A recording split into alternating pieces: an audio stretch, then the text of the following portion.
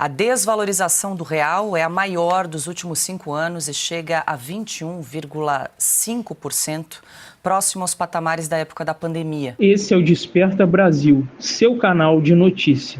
Bom, agora a gente fala sobre economia. À espera da votação do corte de gastos na Câmara, o dólar renovou o recorde.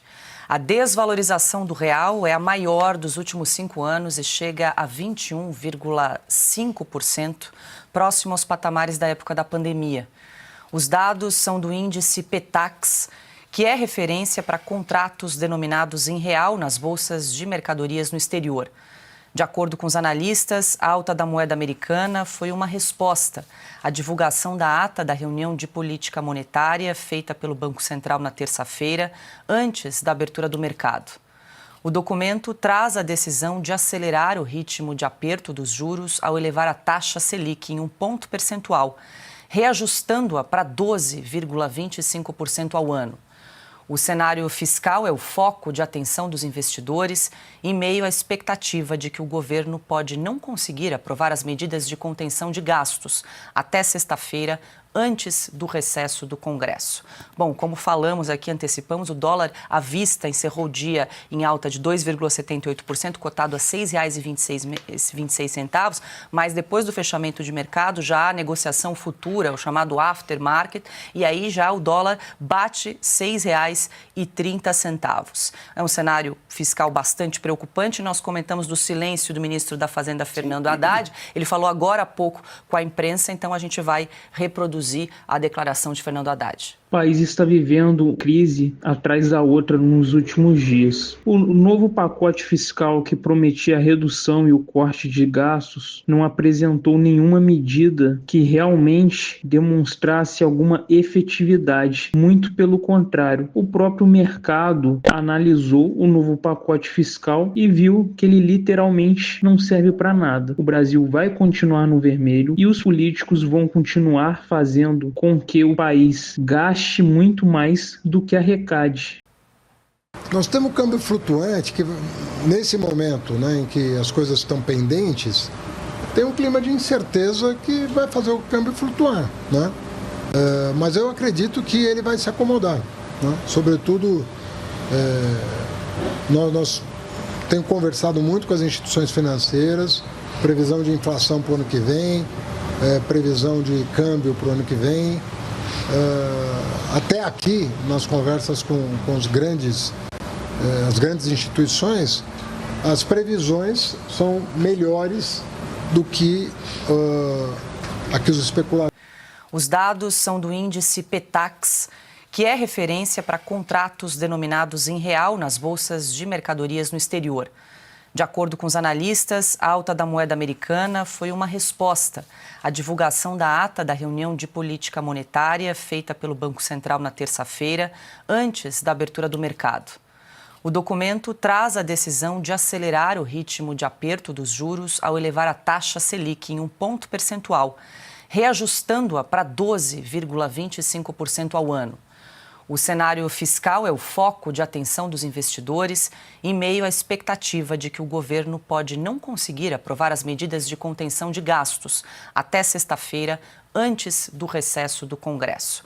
Bom, como falamos aqui, antecipamos, o dólar à vista encerrou o dia em alta de 2,78%, cotado a R$ 6,26, mas depois do fechamento de mercado já há negociação futura, o chamado aftermarket, e aí já o dólar bate R$ 6,30. É um cenário fiscal bastante preocupante. Nós comentamos do silêncio do ministro da Fazenda, Fernando Haddad. Ele falou agora há pouco com a imprensa, então a gente vai reproduzir a declaração de Fernando Haddad. Nós temos um câmbio flutuante que, nesse momento, em que as coisas estão pendentes, tem um clima de incerteza que vai fazer o câmbio flutuar, mas eu acredito que ele vai se acomodar, Sobretudo,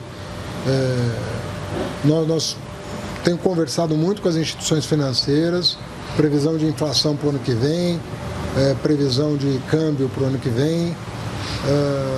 Até aqui, nas conversas com as grandes instituições, as previsões são melhores do que os especuladores estão fazendo, Então as projeções são melhores.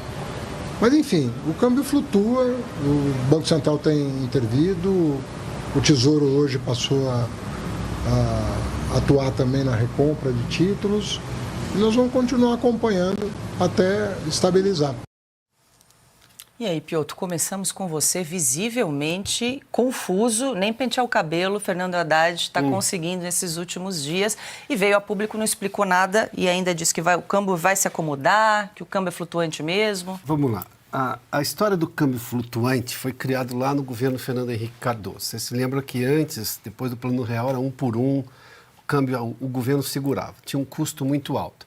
Por que veio a ideia do câmbio flutuante naquela época? Porque você tinha uma série de crises internacionais, da Ásia, da Argentina, um monte daquelas coisas que nós não tínhamos nenhum controle, que, claro, afetavam países emergentes como o Brasil. Então, como você tinha um problema do qual você não tinha controle, e se por acaso você tivesse que bancar o dólar aqui valendo R$1, R$1,20 que fosse, naquelas bandas que tinham de oscilação, isso custava muito ao governo brasileiro. Aí o governo falou, bom, são problemas que eu não consigo controlar porque são problemas externos, eles vêm de fora. Aí o câmbio se tornou flutuante e o Brasil teve uma situação melhor a partir de então. Qual é o problema de agora? O câmbio é flutuante, mas é por um problema causado internamente. Esqueça a decisão do Federal Reserve nos Estados Unidos, qualquer outra coisa no mundo. Esta crise cambial que nós estamos tendo neste momento deriva e é de única responsabilidade do atual governo Lula. Porque isso vem, veja só, há um ano o dólar estava 4,80. Neste um ano, o que nós tivemos? Só governo Lula, só declarações do Lula questionando a autonomia do Banco Central, sendo indelicado, aliás, completamente mal educado em boa parte das vezes, com o presidente do Banco Central, ao qual ele não se referia, usando o nome do Roberto Campos Neto. O Lula jogando contra qualquer iniciativa da equipe dele, inclusive, do Ministério da Fazenda, de tentar trazer, fazer o arcabouço fiscal que eles mesmos criaram e aprovaram no Congresso Nacional, fazer valer. Aí depois, mais recentemente, passou mais de um mês, a equipe econômica tentando fazer um pacote de corte de gastos aos moldes do que aprovaria o Lula. Demorou mais de um mês e entregou um pacote ruim, insuficiente, e agora o Congresso está tendo que votar toque de caixa, sem discussão, sem debate. Além do que é um projeto ruim e não tendo discussão. Hoje nós temos, e sem contar, né, que o Ministério da Fazenda não se manifesta. Essa declaração do Haddad e nada, eu não sei o que é pior.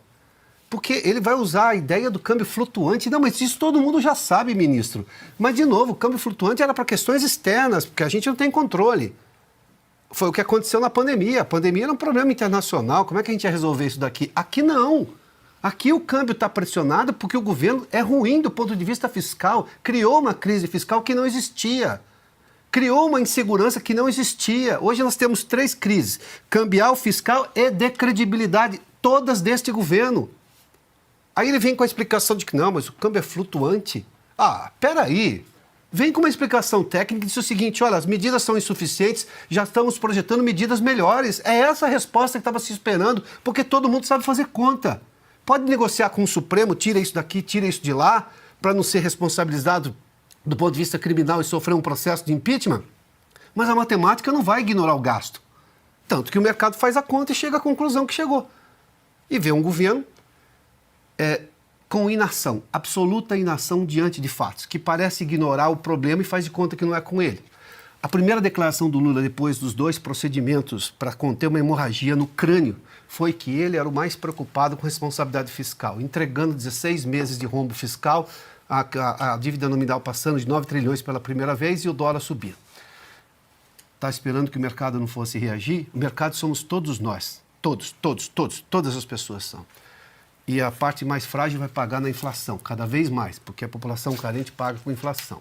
Gasto excessivo do governo gera inflação. Isso também todo mundo entende em economia.